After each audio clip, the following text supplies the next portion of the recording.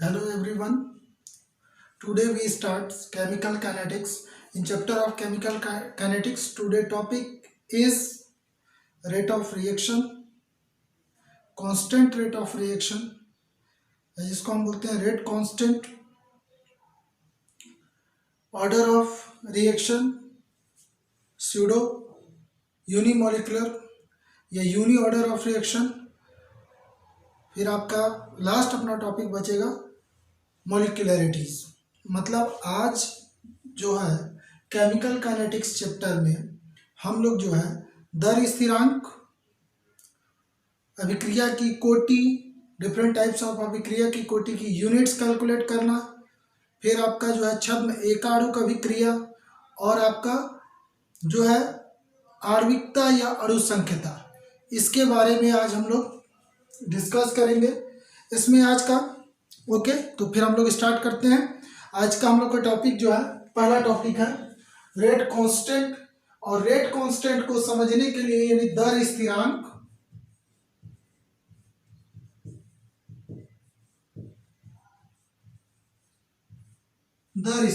तो दर स्थिरांक को समझने के लिए हमको समझना पड़ेगा law of mass of action, जिसको हम बोलते हैं सक्रिय द्रव्यमान का नियम। तो इन 1864 गुल्डबर्ग एंड वागे, ये दो साइंटिस्ट थे, गुल्डबर्ग और वागे, इन्होंने क्या किया, it's create the relationship between the rate of chemical reaction and the concentration of the reactant. तो इसने जो है रिलेशनशिप क्रिएट किया और एक लॉ दिया, law of mass of action, सक्रिय द्रव्यमान का नियम। इस नियम के अकॉर्डिंग अगर हम चलें तो ये बोलता है the rate of chemical reaction is directly proportional, rate of chemical reaction की बात हो रही है, तो the rate of chemical reaction is directly proportional to the product of molar concentration of the reactant. Molar concentration of the reactant, जो भी reactant का molar सांद्रता होगी उसके गुणनफल के, यानी product of molar concentration of the reactant with each terms raise to the power its coefficient. तो ये आपका देखिएगा यहाँ स्मॉल ए स्मॉल बी, ये जो है आपके क्या है, कोएफिशिएंट्स है, and capital A capital B ये आपका क्या हो गया, रिएक्टेंट हो गया। तो जब हम राइट करते हैं रेट ऑफ रिएक्शन की बात करते हैं तो rate is directly proportional to products of molar concentration, तो in the use we bracket, that means molar concentration of reactant A and molar product of molar concentration of B arise to the power of its coefficients, power A and B। ये आ गया according to law of mass of action। यानी सक्रिय द्रव्यमान के नियम की बात करें तो सक्रिय द्रव्यमान का नियम कहता है कि किसी भी रासायनिक अभिक्रिया की दर उसके अभिकारक के मोलर सांद्रताओं के गुणनफल के अनुक्रमानुपाती होती है। ये आपका law of mass of action से आ गए। अब इसको जब हम इक्वल का साइन रिमूव करते हैं, so rate is equal to K into molar concentration of A power small A and molar concentration of power B, molar concentration of B. तो इन दोनों का जो प्रोडक्ट होगा, तो यहां पास ये जो टर्म्स हम यूज किए के, सो के इज द प्रोपोर्शनलिटी कांस्टेंट, यही आपका proportionality constant and is called rate constant. इसी को हम बोलते हैं रेट कांस्टेंट। ये आपका रेट ऑफ रिएक्शन, और जो हमने के यूज किया ये प्रोपोर्शनल की साइन को रिमूव करने के लिए, तो ये आपका कहलाता है रेट कांस्टेंट। इसी को बोलते हैं दर स्थिरांक, या फिर इसको वेलोसिटी कांस्टेंट भी बोलते हैं, स्पेसिफिक रिएक्शन रेट भी बोलते हैं इसको। इसके और भी कई नाम हैं, स्पेसिफिक रेट कांस्टेंट भी इसको बोला जाता है। अब ये तो हो गया। अब इसमें जब हम बोलते हैं यूनिट्स में, अगर मान लीजिए हम यूनिट कैलकुलेट करते हैं इसके मोलर कॉन्सेंट्रेशन का, suppose the if molar concentration of each reactant is a unit, that means molar concentration of A is equal 1 mole per liter is also equal to molar concentration of B। अगर जो दोनों आपके reactant है इसका molar concentration जो है आपका वो एक यूनिट हो, तो ऐसे केस में जब यूनिट हो जाएगा तो rate constant of A reaction, rate constant of A reaction of A given temperature, एक पर्टिकुलर टेम्परेचर जो हमको दिया रहेगा, तो उसमें हम बोल सकते हैं the rate of reaction when the constant rate constant is equal to the rate of reaction, rate constant is equal to the rate of reaction where the concentration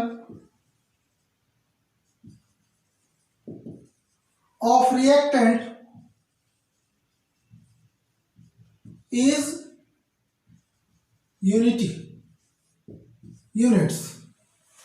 अगर मान लीजिए आपका जो रिएक्टेंट है इसका मोलर कॉन्सेंट्रेशन जो है आपका एक फिक्स यूनिट है, और ईच टर्म्स मतलब जितने भी रिएक्टेंट होंगे सभी की जो आपकी कॉन्सेंट्रेशन होगा वो यूनिट्स होगा, तो ऐसे केस में rate constant is equal to the rate of reaction. हम अब इस फॉर्मूले के अगर अकॉर्डिंग चलते हैं तो इस फॉर्मूले के अकॉर्डिंग आपका हो जाएगा rate is equal to K into molar concentration of A is 1, molar concentration of B is 1, so rate equal K, that means rate of reaction is equal to the rate of constant। यही इसकी terminology है। अगर हम इसी में और थोड़ा सा बात करते हैं कि पर्टिकुलर मान लीजिए किसी केमिकल रिएक्शन को जिसमें कोएफिशिएंट नंबर दिया है, जनरल केमिकल रिएक्शन की अगर हम बात करें और उसको हम राइट अप करते हैं, एक और एग्जांपल हम लोग देखते हैं, एक general chemical equation A into A plus B it's give C into C plus C D into D। तो ये A B C स्मॉल जो है ये आपका क्या है, stoichiometric coefficient. So rate of reaction हम राइट करेंगे is equal to the K into molar concentration of A into molar concentration of B, यानी molar concentration, the product of molar concentration of reactant। Here small a and small b is the stoichiometric coefficient, but according to law of mass of action we write in the same general reaction rate is equal to K molar concentration of A into molar concentration of B, A power small x B power y।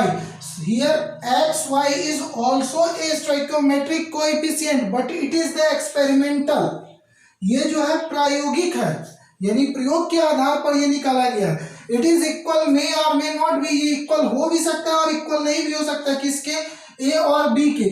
तो ए और B ये जो है आपका chemical में theoretical है, यानी theory यानी सैद्धांतिक जो है उसके आधार पर ये स्टोइकियोमेट्रिक कोएफिशिएंट है, जबकि जो एक्चुअल स्टोइकियोमेट्रिक कोएफिशिएंट होता है वो एक्सपेरिमेंट के थ्रू जब केमिकल रिएक्शन मूव करता है तभी इसको डिसाइड किया जा सकता है। सो इन दिस, अब चूंकि इसकी वैल्यू बहुत छोटी होती है तो छोटी वैल्यू को राइट अप करने के लिए मैंने पहले ही बताया था कि इसको जो है डिफरेंशिएशन फॉर्म में राइट कर सकते हैं। तो रेट ऑफ रिएक्शन जब हम राइट करते हैं सो माइनस, बिकॉज रिएक्टेंट का यूज कर रहे हैं तो डिक्रीज होगा, तो minus D molar concentration of R upon dt, यानी differentiation of molar concentration of reactant is equal to the K into A molar concentration of A to power x into molar concentration of B power y। So K is the differentiation या differential rate of constant, और इस particular पूरे reaction को हम बोल सकते हैं differential rate of reaction. या इसी को हम बोलते हैं आपका अवकलन वेग समीकरण या अवकलन जो है दर अभिक्रिया। तो ये इस तरह से हम दिखा सकते हैं, यानी इसमें स्मॉल से स्मॉल वैल्यू को कैलकुलेट किया जा सकता है। अब ये याद रखिएगा, जो ये एक्स वाई हमने यूज किया है ये एक्सपेरिमेंटल स्टोइकियोमेट्रिक कोएफिशिएंट होता है। तो ये आपका है rate constant and rate of reaction. इसके बाद अगला टॉपिक अपना आता है order of reaction. Order of reaction छोटा सा टॉपिक है, बहुत ज्यादा बड़ा नहीं है। ऑर्डर ऑफ रिएक्शन बोलता है the sum of power which arised on the concentration terms in the rate of reaction or rate of law या rate law। तो इसको बोलते हैं ऑर्डर ऑफ रिएक्शन को ही अभिक्रिया की कोटि।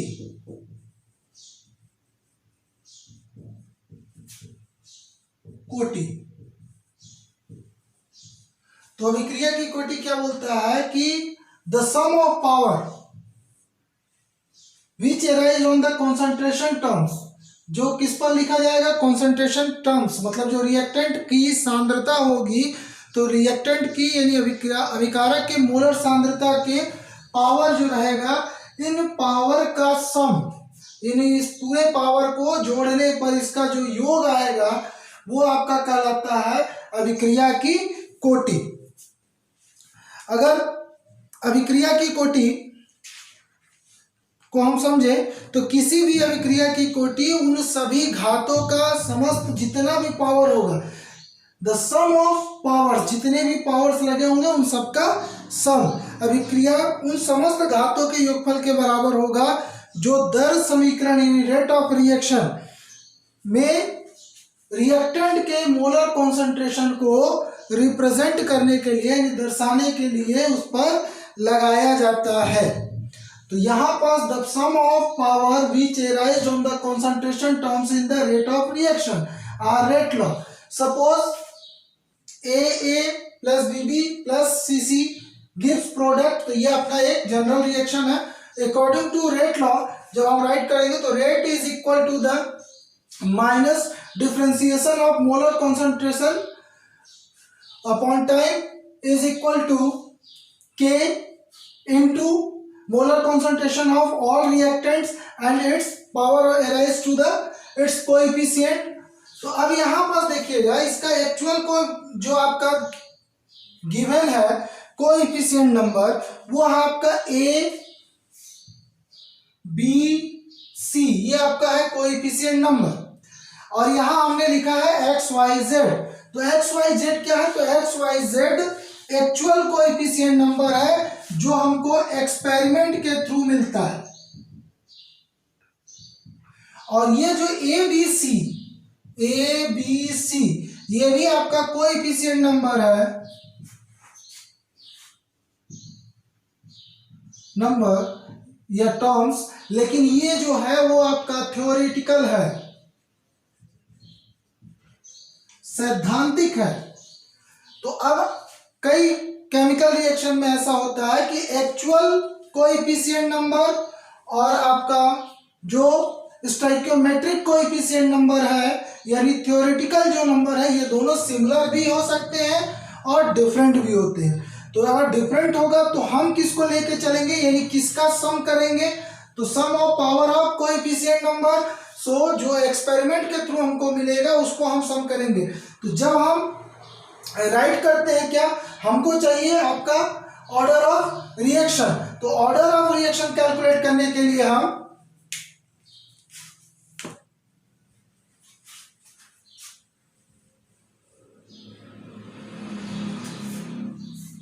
Order of reaction, so order of reaction is equal to the sum of power, that means X plus Y plus Z. ये जो आपका आएगा ये आएगा ऑर्डर ऑफ रिएक्शन, यही है अभिक्रिया की कोटि, इन सभी पावर का सम कर लेंगे। ओके, अब हम बात करते हैं types of order of reaction. अभिक्रिया की कोटि कितने प्रकार की होती है, तो types of order of reaction में आता है first order reaction, second order reaction, third order reaction, zero order reaction, जो अपने सिलेबस में है। स्पेशली इसी को हमको पढ़ना है। अब फर्स्ट ऑर्डर रिएक्शन हम किसको बोल सकते हैं, यानी किस रिएक्टेंट केमिकल रिएक्शन को फर्स्ट ऑर्डर बोलेंगे, किसको सेकेंड ऑर्डर बोलेंगे, किसको थर्ड ऑर्डर बोलेंगे। तो first order reaction, the rate of reaction is determined, the rate of reaction is determined by the variation of one concentration terms only. तो इसमें आपका ओनली वन कॉन्सेंट्रेशन टर्म्स, इसमें क्या हो जाएगा, second order reaction, variation to concentration terms,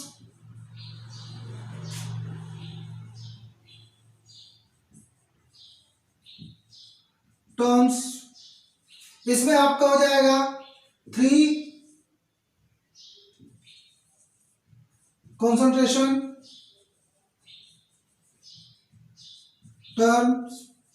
मतलब कहने का ये है कि जो आपने ऑर्डर ऑफ रिएक्शन में sum of the powers which arise the concentration terms, तो जब आपने पावर सम किया था तो इसमें सम करने के बाद ऑर्डर ऑफ रिएक्शन सम करने के बाद 1 आना चाहिए, इसमें जो है सम करने पर 2 आता है, इसमें सम करने पर 3 आता है।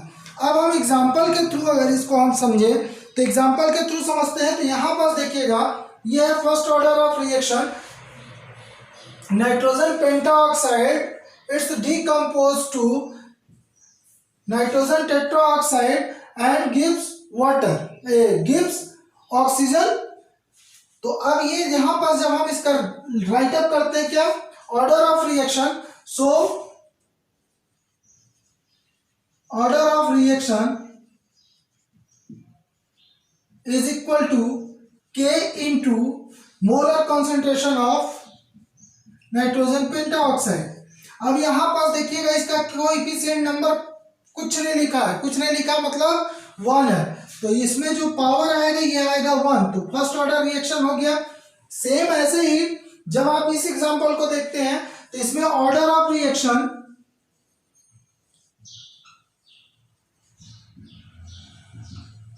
Is equal to K into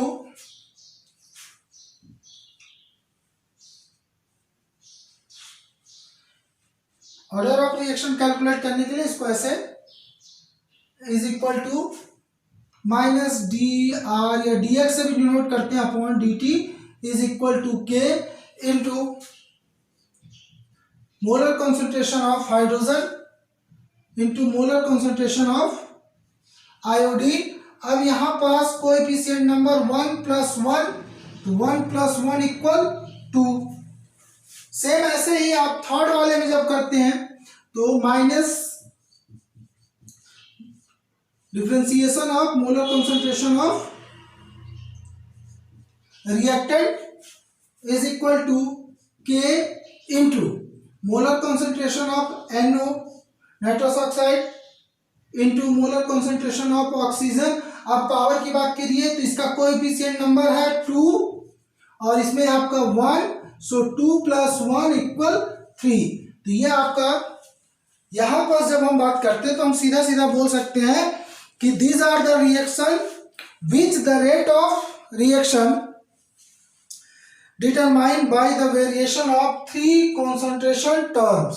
तो इसमें कॉन्सेंट्रेशन टर्म्स 3 होगा, इसमें 2 होगा, इसमें 1 होगा। तो जिसमें 1 होगा केमिकल रिएक्शन में कॉन्सेंट्रेशन टर्म्स वो आपका फर्स्ट ऑर्डर, जिसमें 2 होगा सेकंड ऑर्डर और थर्ड आपका जिसमें 3 होगा थर्ड ऑर्डर रिएक्शन। इसमें एक और आता है आपका जीरो ऑर्डर रिएक्शन। तो जीरो ऑर्डर रिएक्शन किसको बोलते हैं, which reaction rate does not depend upon concentration of reactant. मतलब कोई भी ऐसी रासायनिक अभिक्रिया या केमिकल रिएक्शन जिसमें उसका rate of reaction it's does not depend upon the concentration of reactant, जिसमें अभिक्रिया की दर अभिकारक के सांद्रण पर निर्भर नहीं करती है। तो जब अभिकारक के सांद्रण पर निर्भर नहीं करेगा तो ऐसे में किसी का भी कोई भी केमिकल रिएक्शन रहेगा तो उसकी पावर में आ जाएगा 0। सपोज मान लीजिए आपने कोई केमिकल रिएक्शन है -dr/dt is equal to -K into molar concentration, तो मोलर कॉन्सेंट्रेशन ऑफ N2O5, अब पावर में इसका आ गया 0, यानी सम ऑफ, यहां बोला था ना सम ऑफ पावर, तो पावर आ गया 0, तो इसका टोटल वैल्यू क्या हो जाता है, G1 हो जाता है। यानी पावर में अगर 0 आ रहा है इसका मतलब कि मोलर कॉन्सेंट्रेशन पर डिपेंड ही नहीं करता है, इसकी सांद्रता पर वो निर्भर नहीं करेगा। तो अगर हम सीधा सीधा समझें तो प्रथम कोटि की अभिक्रिया, द्वितीय कोटि की अभिक्रिया, तृतीय कोटि की अभिक्रिया और शून्य कोटि की अभिक्रिया। तो प्रथम कोटि की अभिक्रिया हम बोल सकते हैं ऐसी रासायनिक अभिक्रिया जिसमें अभिकारक के कोएफिशिएंट्स जितने भी रहेंगे उसका जो सम आएगा वो 1 आएगा, उसको हम बोलते हैं प्रथम कोटि की अभिक्रिया। या फिर हम बोल सकते हैं कि अभिक्रिया की दर केवल एक सांद्रण पद पर निर्भर करेगी। फिर है द्वितीय कोटि की अभिक्रिया जिसमें अभिक्रिया की दर 2 सांद्रण पदों पर निर्भर करेगी। तृतीय कोटि की अभिक्रिया जिसमें अभिक्रिया की दर 3 सांद्रण पदों पर निर्भर करेगी। और जीरो ऑर्डर रिएक्शन मतलब एक ऐसी केमिकल रिएक्शन जिसमें अभिक्रिया की दर यानी ऑर्डर ऑफ अभिक्रिया की दर यानी rate of reaction is does not depend upon the concentration of reactant, जो अभिकारक की सांद्रता पर निर्भर नहीं करेगा। अब हम लोग बात करते हैं यूनिट्स ऑफ रेट कांस्टेंट, यानी दर स्थिरांक की इकाई ज्ञात करना है अलग अलग for the reaction of different order, अलग अलग ऑर्डर यानी अलग अलग अभिक्रिया की कोटि के लिए दर स्थिरांक की गणना करना है। कैसे कैलकुलेट करते हैं, तो पहले हम लोग देखते हैं एक नॉर्मल केमिकल रिएक्शन के लिए फर्स्ट ऑर्डर रिएक्शन, यानी अपना जो है ऑर्डर है n इक्वल क्या 1।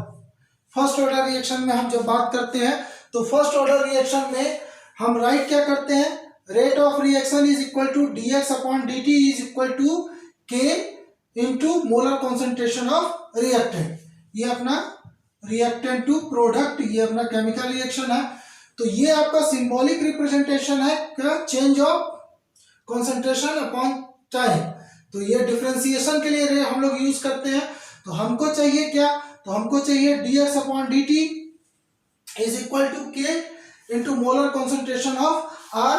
तो जब हम बात करते हैं dx अपॉन dt तो हमको तो चाहिए, हम क्या कैलकुलेट करना चाह रहे हैं, r कैलकुलेट करना, दर स्थिरांक कैलकुलेट करना चाह रहे हैं यानी rate of constant. So rate of constant k is equal to dx upon dt और इसको हमने क्या 1 upon molar concentration of reactant is equal to k, dx upon dt को हम लिखते हैं चेंज ऑफ कॉन्सेंट्रेशन, dx हो गया और dt के लिए time taken into 1 upon molar concentration of reactant is equal to k. So k equal, finally we got change of concentration, that means mole per liter upon time, that means second, into 1 upon molar concentration of reactant means mole per liter. So mole per liter and mole per liter ये आपका हो गया cancel. So k is equal to 1 upon second, that means per second। यही आपका आता है first order के लिए रेट कांस्टेंट कैलकुलेट करना या unit of rate constant of first order of reaction. तो सिमिलर पैटर्न पे हम मूव करते हैं। अब इसे फर्स्ट ऑर्डर के बाद सेकंड ऑर्डर, थर्ड ऑर्डर हम लोग कैलकुलेट कर सकते हैं। मैं आपको बताने जा रहा हूं इसी में, आप second order third order calculate कीजिएगा। जीरो ऑर्डर रिएक्शन, तो zero order reaction that means n equal 0। So n equal 0, तो अपना सेम पैटर्न पे चलेंगे। Rate is equal to dx upon dt equal k into molar concentration of reactant power 0 that means 1। So dx upon dt is equal to k। किसी का भी power में value अगर 0 है पावर में तो उसका वैल्यू हो जाता है 1, तो ये आपका हो जाएगा 1। So dx upon dt, dx means change of concentration unit mole पर लीटर अपॉन सेकेंड। सो k इक्वल मोल पर लीटर पर second. Rate constant of zero order reaction. ये आपका आ गया rate constant of zero order reaction. अब इसी में एक और टर्मोलॉजी है, if reactant and product is total reaction in the gaseous state. अगर मान लीजिए आपका कुल रिएक्शन जो हो रहा है केमिकल रिएक्शन, उसमें रिएक्टेंट और प्रोडक्ट दोनों अगर गैसीय अवस्था में है, तो ऐसे केस में जब हम दर स्थिरांक के लिए यानी रेट ऑफ कांस्टेंट कैलकुलेट करेंगे तो उसके लिए टर्मोलॉजी चेंज हो जाती है, क्योंकि यहाँ मोलर कॉन्सेंट्रेशन की जरूरत नहीं होती है, वहां पर हम एटमॉस्फेरिक प्रेशर मेजरमेंट करते हैं यानी प्रेशर अप्लाई हो जाएगा। तो ये आपका बात करते हैं इसमें। जैसे मान लीजिए मैं सेकेंड ऑर्डर का कैलकुलेट करना चाह रहा हूं, second order reaction in gaseous state, gaseous state की बात कर रहा हूं। तो ऐसे केस में आपका सिमिलर पैटर्न पे हम मूव करेंगे, बट यहां n इक्वल आपका हो जाएगा 2, मतलब ऑर्डर ऑफ रिएक्शन इज 2, अभिक्रिया की कोटि हो गई 2, तो rate is equal to dx upon dt equal k into molar concentration power of reactant power 2। अब यहाँ पर गैसियस इक्वेशन है तो मोलर कॉन्सेंट्रेशन नहीं होगा, तो यहाँ पर बेटा जी जब हम k निकालना हमको तो k इक्वल आपका आ जाएगा dx upon dt into 1 upon molar concentration of reactant, square of molar concentration of reactant. But यहाँ पास कॉन्सेंट्रेशन नहीं है, यहाँ पास है प्रेशर, तो प्रेशर को मेजरमेंट करते हैं किसमें, ATM. In the place of dx we use ATM, in the place of time we use second into 1 upon, in the place of molar concentration of reactant we use ATM power 2 is equal to k। So 1 upon second into 1 upon ATM equal K, so k equal per ATM per second. ये आपकी आ जाएगी second order reaction के लिए rate constant का value in gaseous equation या in gaseous state की बात हो रही है। ओके, नेक्स्ट, तो अब इसमें आपका बच गया फर्स्ट ऑर्डर और जीरो ऑर्डर मैंने कैलकुलेट किया, तो इसमें आपका सेकंड और थर्ड ऑर्डर आप कैलकुलेट करेंगे, और सिमिलर पैटर्न पर इसमें आप first order, zero order, third order के लिए रेट कांस्टेंट का वैल्यू यानी दर स्थिरांक की वैल्यू आप सिमिलर पैटर्न पर कैलकुलेट करेंगे।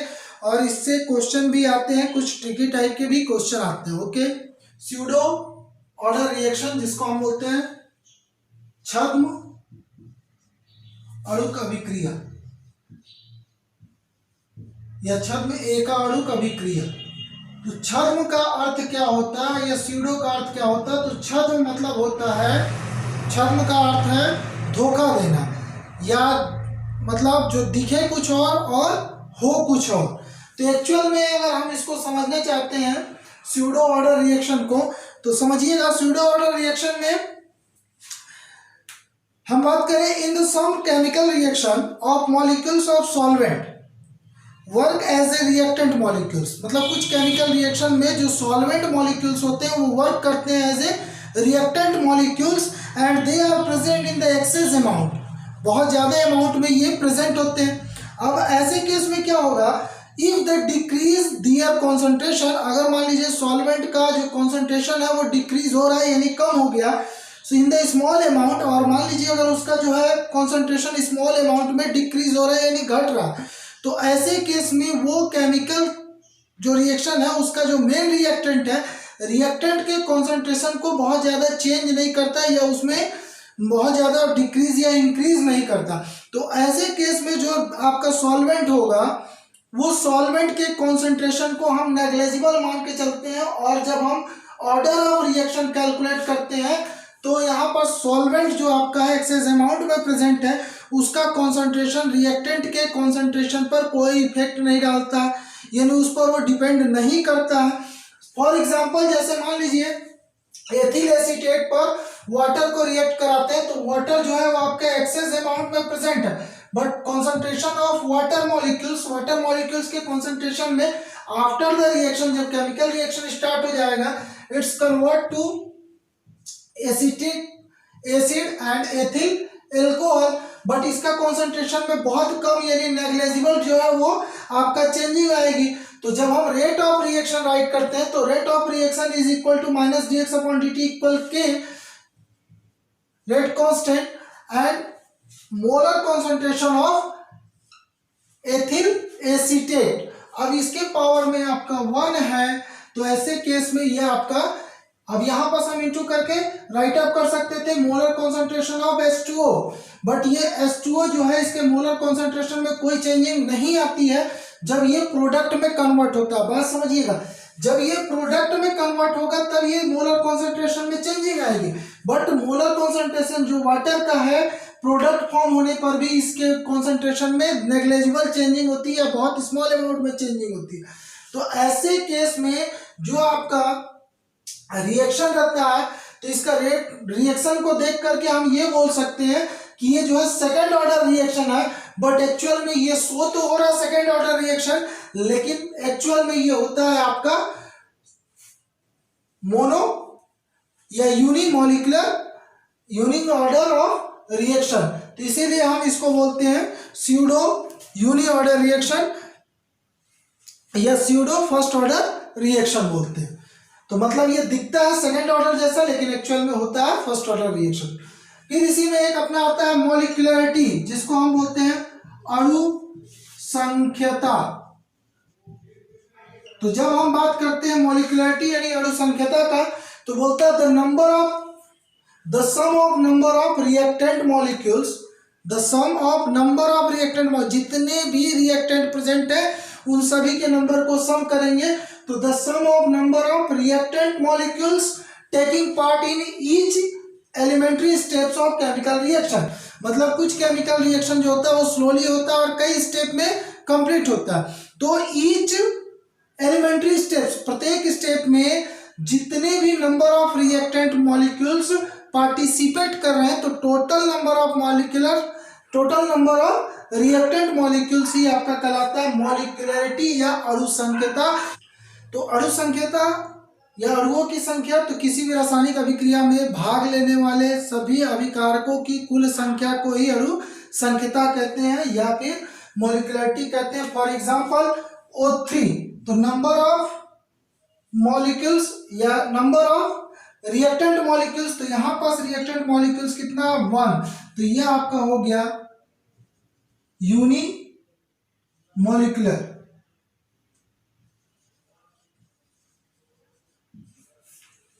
यह आपका हो जाएगा नंबर ऑफ रिएक्टेंट हियर 2, तो यह आपका हो जाएगा बाई मॉलिक्यूलर। यह आपका नंबर ऑफ रिएक्टेंट, तो यह आपका हो जाएगा नंबर ऑफ मॉलिक्यूल्स, यहाँ 2 है और ये 1 है, तो 2 + 1 = 3, तो यहाँ पर हो जाएगा ट्राई मॉलिक्यूलर या मॉलिक्यूलरिटी।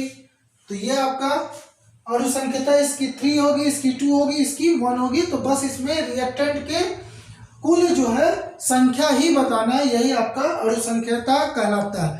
तो आज के वीडियो में हम लोगों ने अभिक्रिया की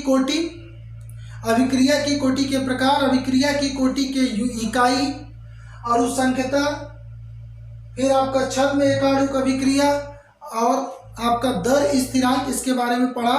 तो ये टॉपिक बहुत इंपॉर्टेंट है और इजी टॉपिक है, प्लीज़ इसको अच्छे से आप स्टडी कीजिए, देखिए।